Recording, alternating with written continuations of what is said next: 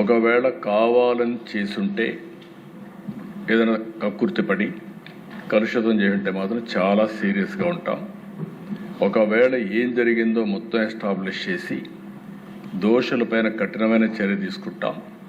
మళ్ళా ఒకసారి విజ్ఞప్తి చేస్తున్న రాష్ట్రంలో ఉండే ప్రతి ఒక్కరు కూడా కల్తీ చేయడం కానీ అడల్టరేషన్ రావడం కానీ ప్రజలకు ఇబ్బంది కలిగే విధంగా ఎవరు ప్రవర్తించినా ఈ ప్రభుత్వం ఉదాసీనంగా ఉండదు, చాలా కఠినంగా ఉంటాం. ఆ విషయం గుర్తుపెట్టుకోవాల్సిందిగా మరొక్కసారి హెచ్చరిస్తూ, ఎవరైతే చనిపోయారో ప్రాథమికంగా 4 చనిపోయారు.